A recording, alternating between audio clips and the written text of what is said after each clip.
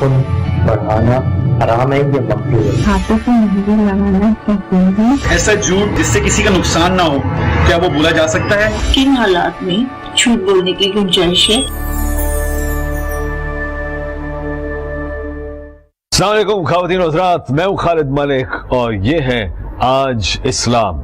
आज का मौजू है गीबत और झूठ। एक बहुत ही दिलचस्प सर्वे, ग्लोबल सर्वे किया गया था कुछ सालों पहले, और सर्वे का सवाल यह था कि आपका फेवरेट पास टाइम क्या है। तो टॉप 10 रिस्पॉन्सेज में gossip was one of the top 10 responses।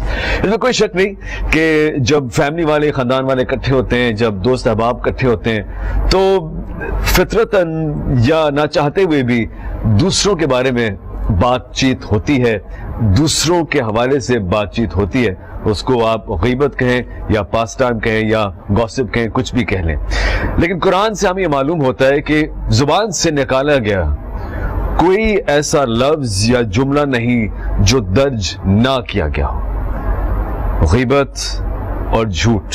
मेरे साथ मेरे उस्ताद मोहतरम और मजहबी स्कॉलर डॉक्टर खालिद ज़हीर हमारे साथ हैं इस वक्त। जैसे मैंने अर्ज किया कि फितरतन जब फैमिली वाले दोस्त इकट्ठे होते हैं तो वो ना चाहते हुए भी एक गुफ्तगू शुरू हो जाती है कि फलां ने ये किया, फलां के बारे में सुना।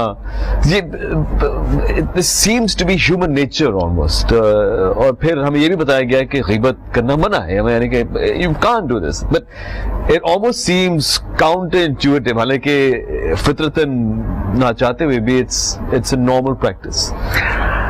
देखिए खालिद साहब, बात यह है कि जिस इम्तिहान में हम सब इंसान मुब्तला हैं उसमें यही पेचीदगी है। बहुत सी चीज़ें हैं कि जो जायज़ हैं, फितरत के मुताबिक हैं, लेकिन उन्हीं में ज़रा आप आगे बढ़ जाते हैं तो वो गुनाह की टेरिटरी में दाखिल हो जाती हैं। किसी मजलिस में आप जब गुफ्तगू करेंगे तो यकीनन जो लोग सामने मौजूद हैं उनके बारे में गुफ्तगू होगी, और यकीनन उनके बारे में गुफ्तगू होगी कि जो मौजूद नहीं है। लेकिन आप उनके बारे में कि जो मौजूद नहीं है गुफ्तगू करते हैं, उनकी गैर मौजूदगी से फ़ायदा उठाकर ऐसी मनफी नेगेटिव कि जो अगर वो मौजूद होते तो यकीनन उन्हें बुरा लगता।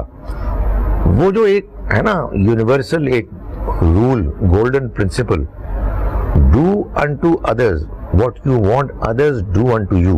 दूसरों के साथ वही मामला करो जो तुम चाहते हो कि दूसरे तुम्हारे साथ मामला करें। सो यकीनन हमको ये बात पसंद नहीं आएगी कि हम मौजूद नहीं हैं और हमारे बारे में लोग मनफी बात कर रहे हैं। ये बात बिल्कुल ठीक है कि बाज़ औक़ात किसी गैर मौजूद इंसान के बारे में मनफी बात करनी ज़रूरी हो जाती है, लेकिन जाहिर है कि ये उसी सूरत में होगी जबकि निहायत मजबूरी है और बात करने वाला ऐसे बात कर रहा है कि उसमें वो उसको एंजॉय नहीं कर रहा, उससे लज्जत हासिल नहीं कर रहा, बल्कि वो एक ज़रूरत को एक मजबूरी के तहत उसका इजहार कर रहा है। ये गीबत नहीं है कि आप किसी की गैर मौजूदगी से फ़ायदा उठाकर उसके बारे में गुफ्तगू करके लुत्फ अंदोज हों। तो अगर आप मुझसे पूछें कि वो क्या लाइन है जो डिमार्केट करती है कि ये चीज़ गीबत और गुनाह है और ये एक जायज़ गुफ्तगू है किसी गैर मौजूद इंसान के बारे में, तो वो जो लाइन डिमार्केट करती है ना, वो असल में आपके अंदर की कैफियत है कि अब आप इस चीज़ को एंजॉय करें। इसको अभी आपने गॉसिप, उसमें क्या करता है, इंसान किसी तीसरे शख्स के बारे में दो अफराद बैठ के गुफ्तगू करते हैं और उसके बारे में ऐसी गुफ्तगू करते हैं जो यकीनन उसके सामने नहीं कर सकते, और उससे उनको एक लज्जत मिलती है। ये लज्जत खालिद साहब एक ईवल लज्जत है, इसमें दूसरे शख्स की आप बेइज्जती कर रहे हैं। और जैसा कि मैंने गुजारिश की कि अगर आप वो तीसरा फर्द होते तो आपको कभी ये बात पसंद ना आती कि आपके बारे में ये गुफ्तगू की जा रही है। चुनांचे अल्लाह ताला ने इसी वजह से सूरह हुजरात सूरा नंबर 49 की आयत नंबर 12 में ये फरमाया है कि क्या तुम में से कोई ये पसंद करेगा कि वो अपने मुर्दा भाई का गोश्त खाए? ये तो तुम्हें पसंद नहीं, लेकिन गीबत तुम करते हो। यानी अगर इमेजिन करें कि एक शख्स मर चुका है और कोई शख्स उसका गोश्त खा रहा है, तो उसमें मरने वाला अपने आप का दिफा नहीं कर सकता, वो तो मौजूद ही नहीं है। بالکل یہی کیفیت ہوتی ہے اس موقع پر کہ جب ایک شخص موجود نہیں ہے اور آپ اس کی برائی کر کے گویا کہ اس کا گوشت کھا رہے ہیں۔ اس سے ملتے جلتے ایک میں آپ سے سوال پوچھنا چاہوں گا، لیکن میں چاہوں گا کہ جو واٹس ایپ ویڈیوز ہیں ہم ان کی طرف جائیں۔ چلتے ہیں اپنے اگلے بلکہ پہلے واٹس ایپ ویڈیو کی طرف۔ السلام علیکم سر، میرا نام حنین بنیار ہے۔ میرا آپ سے یہ سوال ہے کہ ایسا جھوٹ جس سے کسی کا نقصان نہ ہو، کیا وہ بولا جا سکتا ہے؟ اور اسلام میں اپنی عزت بچانے کے لیے جھوٹ بول سکتے ہیں؟ دیکھیں، بات یہ ہے کہ بعض لوگوں کا خیال یہ ہے کہ برائی اور گناہ وہی ہوتا ہے کہ جس سے دوسرے کو نقصان ہو۔ نہیں، یہ برائی کی گناہ کی کوئی ڈیفینیشن نہیں ہے۔ گناہ، برائی بالکل واضح ہوتی ہے کہ وہ ایک غیر اخلاقی حرکت ہے۔ چنانچہ جب آپ کوئی جھوٹ بولتے ہیں تو اصل میں آپ ایک اخلاقی طور پر غلط کام کر رہے ہوتے ہیں۔ آپ کسی کا نقصان نہیں، خود اپنا نقصان کر رہے ہوتے ہیں۔ چنانچہ ایک بات جان لیں، قرآن مجید نے یہ بتایا ہے، اور یہ بڑی انقلابی بات ہے، جب آپ کوئی گناہ کرتے ہیں، خواہ وہ کسی کے ساتھ زیادتی کر رہے ہوں، خواہ صرف آپ ایک غیر اخلاقی فعل کر رہے ہوں، آپ ظلم کر رہے ہیں، معلوم ہے کس کے ساتھ؟ اپنے ساتھ۔ تو قرآن مجید کہتا ہے کہ یہ لوگ کون ہیں؟ یظلمون انفسہم، اپنی جانوں کے ساتھ ظلم کر رہے ہیں۔ تو جناب والا، جب آپ جھوٹ بول رہے ہیں، اگرچہ اس سے یہ جان لیں کہ آپ کا نقصان ہو رہا ہے، اس لیے آپ کو ہر حال میں جھوٹ بولنے سے گریز کرنا ہے۔ ایک اور بات بتاؤں، آپ کسی موقع پر جھوٹ بولتے ہیں تفریحاً، دل کو بہلانے کے لیے، جیسے لوگ غیبت کرتے ہیں، تو جناب والا یہ گاڑی یہیں نہیں رکے گی، پھر آپ عادی ہو جائیں گے۔ جھوٹ بولنے سے آپ کے اندر جو ایک فطری گریز، جھجک پیدا ہوتی تھی آپ کے ضمیر کی آواز کی وجہ سے، وہ ختم ہو جائے گی، پھر آپ وہ جھوٹ بھی بولیں گے جس سے کسی کو نقصان ہوگا۔ سو جھوٹ فی نفس سے ہی ایک برائی ہے، ایک گناہ ہے، چاہے اس سے کسی کا نقصان ہو یا نہ ہو۔ یہ واقعی میں انقلابی بات ہے، بہت دلچسپ بات ہے کہ ظلم در حقیقت آپ اپنے ساتھ کر رہے ہیں۔ وہ کسی نے خوب کہا تھا، میں کہیں پر تھا تو ایسا ہے کہ جیسے آپ نے زہر خود پی لیا ہو اس امید کے ساتھ کہ دوسرا بیمار ہو جائے۔ بالکل صحیح کہہ رہے ہیں، لیکن زہر میں نے پیا اس امید کے ساتھ کہ اگلا بیمار۔ اور میں آپ کو ایک بات بتاؤں، اس کو اگر ہم سب لوگ سمجھ لیں، مسلمان بھی غیر مسلم بھی، تو ایک اطمینان آ جائے۔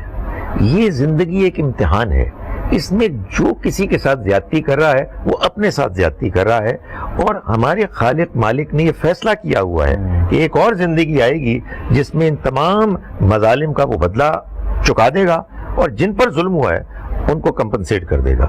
تو ایک دنیا میں انسان کو اطمینان حاصل ہو جاتا ہے۔ ایک آتھر ہے ڈاکٹر صاحب، نیل ڈونلڈ والش، جن کی کتاب ہے کانورسیشنز ود گاڈ۔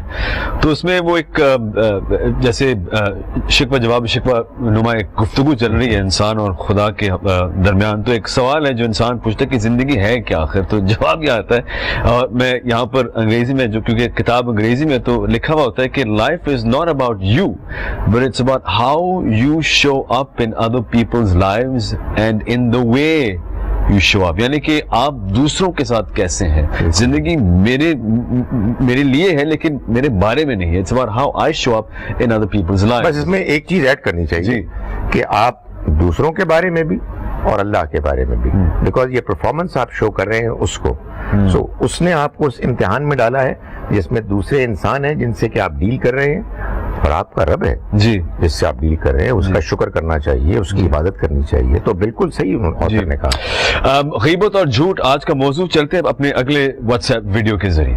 السلام علیکم، میرا نام عثمان سیاگی ہے۔ میرا کوشچن آپ سے یہ ہے کہ اگر کوئی انسان غیبت کر رہا ہے اور دوسرا انسان اس کی غیبت کو سن رہا ہے، تو کیا وہ بھی اس میں برابر کا شریک ہوگا؟ جی، کرنے والے اور سننے والے کیا برابر ہیں؟ دیکھیں، سننے والے کا سننا مختلف شکلیں اختیار کر سکتا ہے۔ ایک سننا وہ ہوگا کہ جس میں انسان انجوائے کر رہا ہے یا کیا خوب باتیں کر رہا ہے، ذرا کچھ اور تو کرو، تو یقیناً وہ برابر کا شریک ہے۔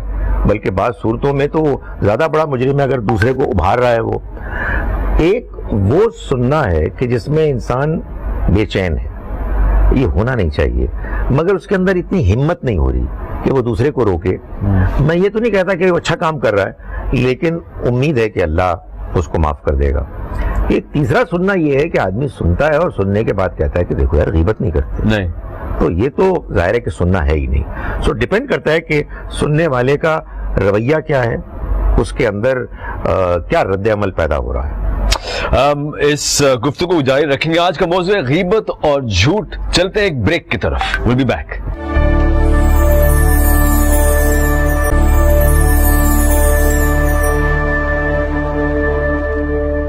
Welcome back from the break ہے. آج اسلام ڈاکٹر خالد ظہیر ہمارے ساتھ اس وقت ہیں. ڈاکٹر خالد, یہ بتائیے گا کہ جب دوست بیٹھتے ہیں یا فیملی والے بیٹھتے ہیں تو کیا کوئی بات کرے ہی نا کہ وہ جو ایک اندر کے جو ایک اکثر سائیکالوجسٹ بھی کہتے ہیں کہ اچھی بات ہے کہ جو اندر دل کی جو بڑھاس ہے, جو دل کی جو کنسٹرکشن ریسٹرکشن, اس کو نکالنا بات کریں. تو بندہ بات بھی نہ کرے پھر. نہیں, ضرور بات کرے.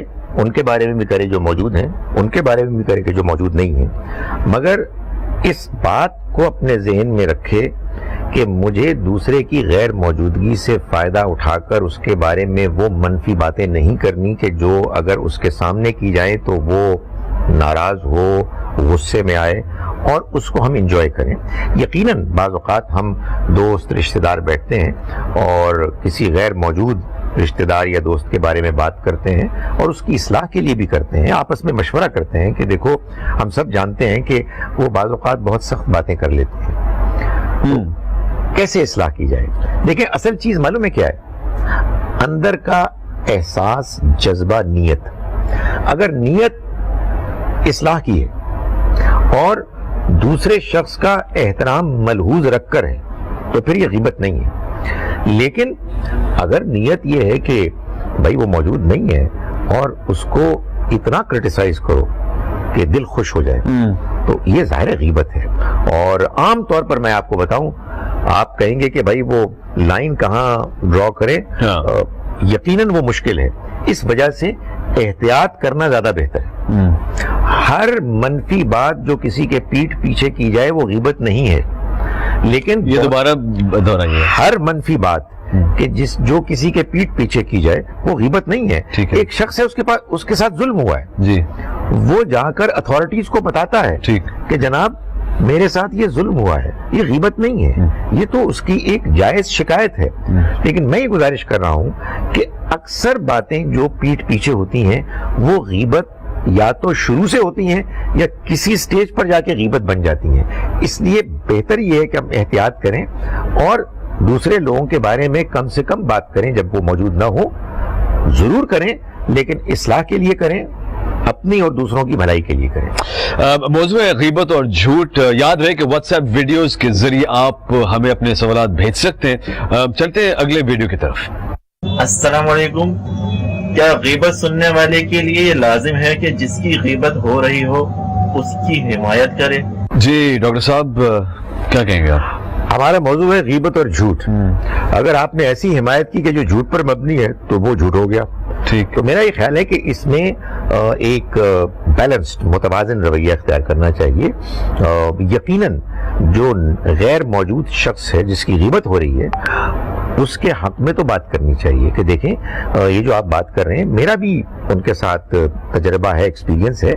میں نہیں سمجھتا کہ وہ ایسے ہیں یا اتنے برے ہیں. سو یقیناً یہ تو بات کرنی چاہیے. اچھا اس کا فائدہ کیا ہوگا؟ جی, غیبت کرنے والے کو احساس ہوگا کہ بھئی معاملہ کچھ گڑبڑ ہو رہا ہے, مجھے یہ کرنا نہیں چاہیے تھا. سو یہ سوال بہت اچھا ہے کہ اگر آپ کے سامنے کوئی شخص کسی کی برائی کرے تو آپ اس کے بارے میں پازیٹیو بات کریں. وہ پازیٹیو بات کی جو صحیح ہے, جو صحیح ہے, وہ پازیٹیو بات نہیں کہ جو جھوٹ ہے. سو یقیناً ایسا کرنا ایک بہتر چیز ہے خاموش رہنے کے مقابلے میں. چلتے ہیں اپنے اگلے واٹس ایپ ویڈیو کی طرف. السلام علیکم. میرا نام سیما گل ہے اور میرا سوال ہے کن حالات میں جھوٹ بولنے کی گنجائش ہے, اور کیا اپنا حق لینے کے لیے کسی کی غیبت کرنا اور دھمکی دینا درست ہے؟ بہت دلچسپ بات, بہت بہت شکریہ میری بہن. کن حالات میں جھوٹ بولنا؟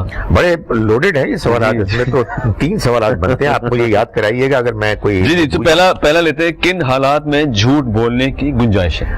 گزارش یہ ہے کہ جھوٹ نہیں بولا جا سکتا, جھوٹ بولنا ناجائز ہے.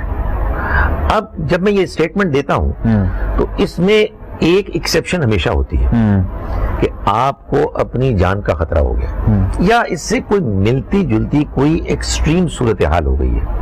آپ کو یہ بات معلوم ہے اللہ تعالیٰ نے قرآن مجید میں یہ بتایا ہے صحابہ کرام کو مکی دور میں کہ تم ایمان لائے ہو تو اب کلمہ کفر نہیں کہہ سکتے. تم نے اللہ کو مانا ہے, پیغمبر صلی اللہ علیہ وسلم کو مانا, آخرت کو مانا ہے, تو اب اس پر قائم رہو. الا سوائے من اکرہا, جو مجبور کر دیا گیا ہو, وقلبہ مطمئن بالایمان, اور اس کا دل ایمان پر مطمئن ہے. یہ معاملہ جھوٹ کا ہے.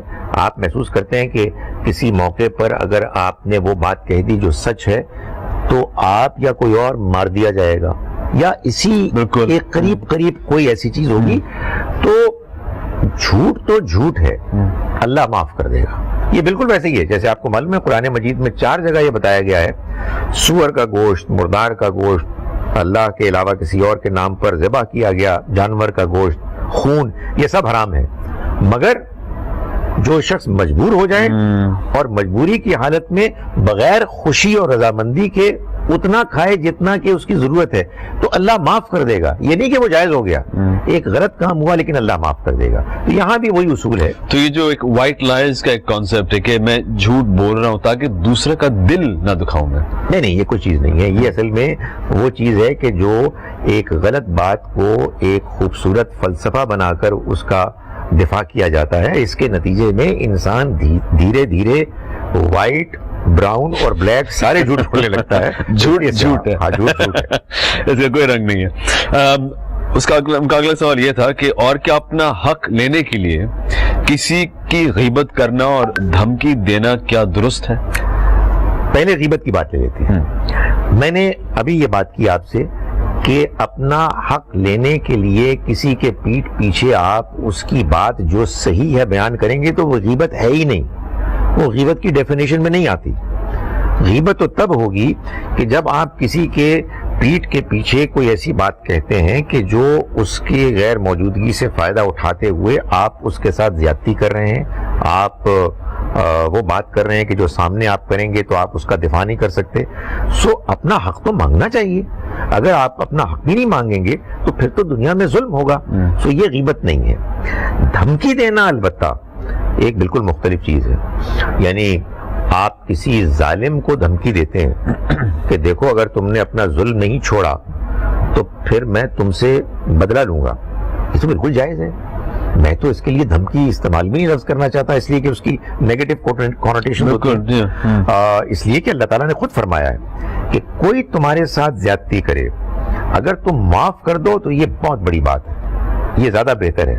لیکن اگر بدلہ لو اتنا جتنا کہ تمہارے ساتھ زیادتی ہوئی ہے تو بالکل جائز ہے. سو اگر آپ کے ساتھ زیادتی ہوئی ہے اور آپ اس زیادتی کے نتیجے میں آپ اس شخص کو کہتے ہیں کہ جس نے زیادتی کی کہ دیکھو رک جاؤ ورنہ میں تم سے بدلہ لوں گا, تو یہ بالکل ٹھیک بات ہے, کوئی مسئلہ نہیں. ڈاکٹر صاحب, اس ایپیسوڈ کے شروع میں آپ نے جو بات کی جو میرے ساتھ انشاءاللہ رہے گی جب تک کہ میں اس دنیا میں زندہ ہوں, کہ ظلم در حقیقت آپ دوسرے کے اوپر نہیں کر رہے, اپنے اوپر ظلم کرو. جب بھی بات ڈاکٹر صاحب کہتے ہیں, میں ہمیشہ اس کے ایک سائنس کا ایک پہلو ہے جو جس سے میں خود کافی دلچسپی رکھتا ہوں کہ کوانٹم فزکس میں یہ ہمیں یہ میجر کیا گیا ہے کہ انسان کی جو وجود ہے ایک فیلڈ ہے, ایک الیکٹرو میگنیٹک فیلڈ, ایک وائبریشن ہے, ایک فریکوینسی ہے. اور انہوں نے بہت سارے اسٹڈیز کی ہے کہ جب کوئی گوسپ کرتا ہے یا غیبت کرتا ہے تو انسان کی جو الیکٹرو میگنیٹک فیلڈ ہے, جو اس کی ایک وائبریشن اور فریکوینسی ہے, وہ کم ہو جاتی ہے. سبحان اللہ. ان ادر ورڈز جیسے انہوں نے کہا کہ آپ در حقیقت دوسرے کے اوپر ظلم نہیں کریں, حالانکہ آپ کو ایک لذت سی محسوس ہو رہی ہوگی, پر ہو یہ رہا ہے کہ جیسے انہوں نے کہا کہ قرآن کو سامنے رکھتے ہوئے اور ہمارے دین کو سامنے رکھتے ہوئے کہ ظلم آپ اپنے اوپر کر رہے ہیں. اور سائنس بھی یہ کہتی ہے کہ آپ اپنا ایک جو ایک پاور ہے وہ آپ دراصل آپ دے رہے ہیں, you giving away some of your power. اپنی فریکوینسی اور وائبریشن کو لو کرتے ہیں, جو اور اس واقعات کے بعد جب آپ واپس گھر چلے جاتے ہیں اس ایک گوسپ سیشن کے بعد, آپ بلکہ عجیب محسوس کر رہے ہوتے ہیں. You don't feel good. یہ بڑی امپورٹنٹ بات ہے. میں کہتا ہوں 2 چیزیں اگر آپ ملحوظ رکھیں نا اپنے زندگی کے ڈے ٹو ڈے جو ہماری ایکٹیویٹیز ہیں, جو ہماری دلچسپیاں ہیں, ان کو کرنے کے بعد ایک یہ دیکھیں کہ آپ کا دل مطمئن ہے. نہیں ہوتا. میں آپ کو بتاؤں, غیبت تو خیر بہت بری بات ہے, آپ بہت زیادہ قہقہے لگائیں unnecessarily, بغیر وجہ کے, آپ کا دل جو ہے نا بوجھل ہوتا ہے. اور دوسرا, اس طرح کی غلط فضول بات کر کے آپ آئینے میں اپنی شکل دیکھیں, آپ کو اپنی شکل دیکھ کے معلوم ہوگا کہ آپ کو غلط کام کر کے آئے ہیں. اور آپ یہ دیکھیے کہ میں جو پہلے بات کہی تھی کوئی ظلم والی, جی, دنیا میں خالد صاحب جو بہت سے لوگ دین سے دور ہوتے ہیں, آپ کہیے اللہ تعالیٰ سے ناراض ہوتے ہیں, جی, انکار کر بیٹھتے ہیں, ان میں بہت سے ایسے ہوتے ہیں جو کہتے ہیں کہ دنیا میں ظلم کیوں ہو رہا ہے. جی, اگر ان کو یہ بتایا جائے کہ قرآن مجید نے یہ بتایا ہے کہ قیامت کے روز جب حساب کتاب شروع ہوگا تو سب سے پہلے جو حساب ہوگا جن لوگوں کا, ان میں سے ایک وہ لڑکی بھی ہوگی اذا الموءودۃ سئلت, جو زندہ دفن کر دی گئی تھی, یا یہ ذنب قتلت, کس گناہ کی پاداش میں اس کو قتل کیا گیا. یعنی ان ظالموں کو خدا تعالیٰ پکڑے گا اور ان کو کیفر کردار تک پہنچائے گا جنہوں نے کہ یہ مظالم کیے. سو دنیا ایک امتحان ہے, اس امتحان میں خدا کے واسطے اپنے اوپر ظلم نہ کریں, گناہ کر کے, زیادتیاں کر کے, غیبتیں کر کے, جھوٹ بول کے. اس لیے کہ جو آپ نے وہ سورہ قاف کی آیت بیان کی, یہ بالکل طے شدہ بات ہے کہ ما یلفظ من قول, کوئی بات وہ انسان اپنی زبان سے نہیں نکالتے الا لدیہ رقیب عتید, مگر یہ کہ ایک تیار لکھنے والا فرشتہ اس کو لکھ رہا ہوتا ہے. سبحان اللہ, سبحان اللہ, a lesson in it for all of us. یہ آج اسلام. چلتے ہیں ایک بریک کی طرف.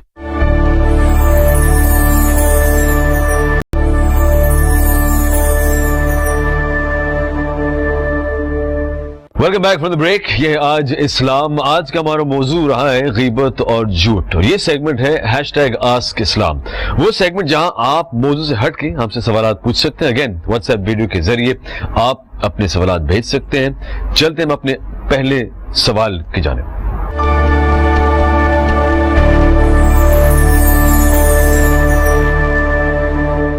السلام علیکم, میرا نام مبشر علی ہے اور میں یونیورسٹی کا طالب علم ہوں.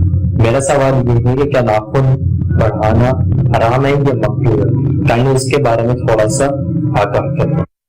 بہت شکریہ میرے دوست جی, سوال آپ نے سن لیا ہوگا. جی, دیکھیں یہ جو ہے نا حرام یا مکروہ, یہ ہمارے ہاں بعد میں اصطلاحات بنی ہیں فقہا نے بات سمجھانے کے لیے. ناخن ایک خاص حد سے بڑھانا ناجائز ہے, گناہ ہے, اللہ کو ناپسند ہے. اس لیے کہ ہمارے دین میں ایک بڑا اہم موضوع ہے بدن کی صفائی. ٹھیک ہو گیا. اگر آپ اس کے معاملے میں زیادتی کریں گے اور جانتے بوجھتے ہوئے کوتاہی کریں گے تو یہ گناہ بڑا گناہ بھی بن سکتا ہے. اس لیے اس کو نہیں کرنا چاہیے. ٹھیک.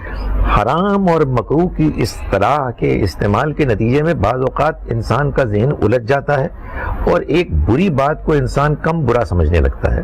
یہ اللہ کے رسول کی نافرمانی ہے. کلیئرلی ہم کو بتایا گیا ہے کہ ہمیں اپنے ناخنوں کو ریگولرلی کاٹنا چاہیے, اس لیے کہ ایک تو یہ صفائی کے نقطہ نظر سے بھی ضروری ہے, اور دوسرا یہ کہ حد سے زیادہ بڑے ہوئے ناخن جو ہیں وہ کچھ درندگی کی علامت ہوتے ہیں. تو ہمارے دین نے یہ چاہا ہے کہ ہم اچھے مہذب انسان بنیں. اچھا, اس سوال کا جو دوسرا حصہ وہ یہ ہے کہ اگر وضو کرتے وقت نیلز یا ناخن میں بھی پانی ڈال لیا جائے تو وضو صحیح ہوگا؟ یعنی یہ کوئی نیل پالش سے متعلق سوال؟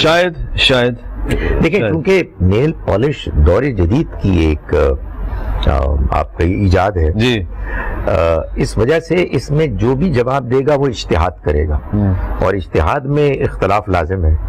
تو میں اس معاملے میں دین کے اس بڑے اصول کو سامنے رکھتے ہوئے, جس میں اللہ تعالیٰ نے بھی فرمایا, نبی اکرم صلی اللہ علیہ وسلم نے فرمایا, لوگوں کے لیے آسانیاں پیدا کرو, مشکلات نہ پیدا کرو. اب ایک خاتون ہے, وہ نیل پالش کی عادی ہیں مگر نماز بھی پڑھنا چاہتی ہیں, تو آپ ان کو اس آزمائش میں مبتلا نہ کریں کہ یا نیل پالش یا نماز.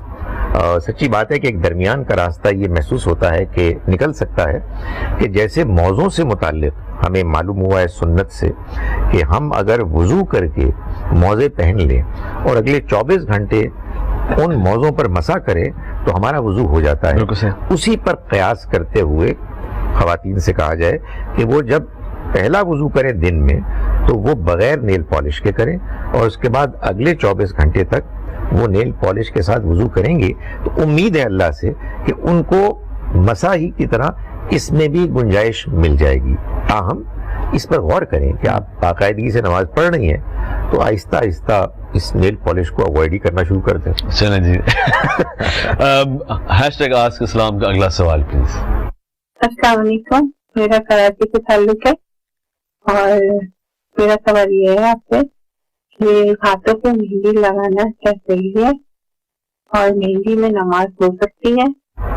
جی ڈاکٹر صاحب، مہندی مہندی is fine۔ جی مہندی اصل میں دیکھیں، آپ کہیں گے کہ مہندی اور نیل پالش میں کیا فرق ہے، یہ بھی ظاہر انڈرسٹینڈنگ کی بات ہے، ہو سکتا ہے کہ میں غلط ہوں، لیکن مہندی بائی نیچر ایک ایسی چیز ہے کہ وہ آپ کے جلد یا ناخنوں پر کوئی الگ سے ایسی لیئر نہیں پیدا کرتی کہ جس کے نتیجے میں پانی جلد تک نہ پہنچے، سو وہ ٹھیک ہے۔ اس کو اگر وہ لگاتی بھی ہیں تو اس کے باوجود وہ جب اپنا ہاتھ دھوتی ہیں تو ان کے ہاتھ دھل جاتے ہیں اور وضو مکمل ہو جاتا ہے۔ ہیشٹیگ آسک اسلام کا جو آخری سوال ہے ڈاکٹر صاحب، میرے official page per in box کے ذریعے مجھے میسج ملا ہے انونیمسلی۔ سوال یہ ہے، بقول ان کی ایک سہیلی ہیں جو شادی شدہ ہیں اور ان کے جو شوہر ہیں نہ وہ کوئی نشہ کرتے ہیں یا شراب پیتے ہیں، کوئی ایسا غلط کام کرتے ہیں، بس وہ ان کو اب پسند نہیں کرتی۔ اس میسج کے ذریعے جو مجھے بات پتہ چلی تو وہ ان کو چھوڑنا چاہتی ہیں، تو کیا شرائط ہیں؟ اگین طلاق کے حوالے سے ہم بات کریں اور بہت دفعہ ہم بات کر چکے ہیں آج اسلام کے اس پلیٹ فارم سے، تو کیا یہ خاتون چھوڑ سکتی ہیں؟ صرف وجہ یہ ہے کہ وہ اب ان کو پسند نہیں کرتے۔ سادہ سی بات تو اگر آپ مجھ سے پوچھ رہے ہیں تو بالکل چھوڑ سکتی ہیں، بشرطے کہ وہ پورے پروسیجر کو فالو کریں۔ مجھ سے وہ سوال کریں گی تو میں ان کو بہت اصرار سے کہوں گا کہ دل لگا کر کئی دن تک استخارے کی دعا اللہ سے کریں۔ ایسا نہ ہو کہ یہ ان کا کوئی فیصلہ جلد بازی کا ہو، کچھ وقتی تاثر کی وجہ سے ہو، ورنہ نبی اکرم صلی اللہ علیہ وسلم کے زمانے میں ایک خاتون نے اسی طرح کی بات کی کہ میں ان کے ساتھ نہیں رہنا چاہتی۔ حضور نے پوچھا کہ کیا وجہ، تو ان کا مجھے اس کی شکل نہیں پسند، تو آپ نے اس بنیاد پر ان کو الگ کر دیا تھا۔ لیکن بہرحال پہلے ان کو اپنے شوہری کو کہنا ہوگا کہ آپ مجھے طلاق دیں، اور انہیں بات سمجھانی ہوگی۔ شوہر اگر انکار کر دے تو پھر پنچایت، قاضی، عدالت جو بھی ہے اس کی طرف رجوع کریں گی اور اپنے کیس کو جسٹیفائی کریں گی۔ اخلاقی طور پر اگر وہ محسوس کرتی ہیں کہ اب وہ اپنے شوہر کے ساتھ نہیں رہنا چاہتی اور کوئی اخلاقی برائی وجہ نہیں بن رہی، یعنی ایسا نہیں ہے کہ اللہ معاف کرے کہیں کسی اور کے ساتھ انہوں نے دلچسپی شروع کر دی ہے، یہ اگر وہ کر رہی ہیں تو ظاہر ہے کہ یہ تو ایک غلط بات ہے، یہ تو بے وفائی ہے۔ سو یوں ہی بغیر کسی اور تعلق کے اگر ان کی دلچسپی نہیں رہی تو یہ ان کا حق ہے کہ وہ اپنی زندگی کو اپنی مرضی سے گزاریں، مگر اللہ کے بتائے ہوئے طریقے کے مطابق اس نکاح کو ختم کریں۔ بہتر، اور امید کرتا ہوں کہ میری بہن یہ جواب آپ تک پہنچ گیا ہوگا۔ اب یہ ہیشٹیگ آسک اسلام ایک ایسا سیگمنٹ ہے ہمارے اس پروگرام میں کہ آپ موضوع سے ہٹ کے اپنے سوالات پوچھ سکتے ہیں۔ واٹس ایپ نمبر آپ کے اسکرین پر اس وقت۔ آج کا جو ہمارا موضوع رہا ہے وہ ہے غیبت اور جھوٹ۔ یوں لگتا ہے کہ بہت ہی بلیک اینڈ وائٹ معاملہ ہے، لیکن اس میں مجھے جہاں تک لگتا ہے گرے معاملہ بھی ہے۔ اس کو مزید آپ کلیریفائی کرنا چاہیں یا؟ جی، اب دیکھیں، دنیا میں اکثر اخلاقی معاملات کا ایک گرے ایریا ہوتا ہے، اور اسی کے بارے میں نبی صلی اللہ علیہ وسلم نے ایک شاندار بات بیان فرمائی کہ دیکھو، وہی بات جو ابھی آپ نے کی، حلال واضح ہے، حرام واضح ہے، اور ان کے درمیان کچھ مشتبہات ہیں، مشتبہ چیزیں ہیں۔ جس نے اپنے آپ کو مشتبہات سے بچا لیا اس نے اپنے دین کو محفوظ کر لیا۔ اور پھر آپ نے ایک مثال دی، یہ ایسے ہی ہے کہ جیسے کچھ لوگ اپنے جانوروں کو گھاس کھلانے کے لیے زمین پر لے جاتے ہیں، اور ایک بادشاہ کی زمین ہے، یہ اس زمانے میں ایسا ہوتا تھا، اور بادشاہ کی زمین کی ایک لائن لکیر ہے، ٹیریٹری ہے کہ جو شروع ہوتی ہے، اور وہ بڑی خطرناک بات ہوا کرتی تھی کہ آپ کے جانور جو ہے بادشاہ کی زمین پہ جا کے چر رہے ہیں، تو جس نے اپنے جانوروں کو بادشاہ کی زمین سے اچھا خاصا دور رکھا جی وہی ہے کہ جو محفوظ رہے گا اس عمل کے کرنے سے کہ اس کے جانور کراس کر کے بادشاہ کی ٹیریٹری میں چلے جائیں. تو یہ جان لو کہ اللہ کے حرام کی ہوئی چیزیں بھی اسی طرح سے اللہ کی وہ ٹیریٹری ہیں جس میں وہ نہیں چاہتا کہ لوگ داخل ہوں، اس سے پرے پرے ہی رہیں تو زیادہ بہتر ہے. لیکن میں ایک اور بات کہنا چاہتا ہوں خاص غیبت کے حوالے سے. جی غیبت کو اور اسی طرح کے کچھ اور جرائم کو اللہ تعالیٰ نے سورہ حجرات کی آیت نمبر 11 اور 12 میں بیان کیا، اور پھر آیت نمبر 13 میں یہ بتایا کہ دیکھو تم سب انسان برابر ہو، تمہیں ایک آدم و حوا کے ذریعے سے اللہ تعالیٰ نے اس دنیا میں بھیجا ہے، اور تمہیں اس نے قبیلوں میں قوموں میں بانٹ دیا. کیوں؟ تاکہ ایک دوسرے کے ساتھ تعارف حاصل کرو. تم میں سب سے محترم وہ ہے اللہ کی نگاہ میں جو سب سے زیادہ پرہیزگار ہے، اور وہ اللہ جانتا ہے، اس لیے کہ اللہ علیم و خبیر ہے. کہنے کا مقصد یہ ہے کہ یہ غیبت اور اسی طرح کے دوسرے جرائم اصل میں یہ تکبر کی وجہ سے انسان کرتا ہے. آدمی جب دوسرے کی برائی کر رہا ہوتا ہے نا تو وہ سمجھتا ہے کہ میں بہتر ہوں. تو یہ تکبر ایک بہت بڑا جرم ہے. سو ہم عام طور پر سمجھتے ہیں کہ غیبت میں ایسی کون سی برائی ہے. نہیں، وہ ایک برائی اصل میں کسی دوسری برائی سے جا کے جوڑ رہی ہوتی ہے، وہ اس کو فیڈ کر رہی ہوتی ہے. اور وہ جو اصل جرم ہے وہ جڑ جو ہے وہ تکبر، ایروگنس ہے. اور یہ قرآن مجید نے واضح طور پر بتا دیا، حدیث میں واضح طور پر آ گیا کہ جس کے دل میں رائی کے دانے کے برابر بھی تکبر ہے وہ جنت میں نہیں جا سکتا. ڈاکٹر صاحب آپ کا بہت بہت شکریہ، ہمیشہ کچھ سیکھنے کو ملتا ہے، اور آپ کا بھی بہت بہت شکریہ. آج کا ہمارا موضوع غیبت اور جھوٹ، ایک ایسا زہر جو انسان خود پیتا ہے اس امید کے ساتھ کہ دوسرا بیمار ہو جائے. اپنا خیال رکھیں، اپنے زبان کا خیال رکھیں. پھر حاضر ہوں گے، اجازت دیجیے، اللہ حافظ.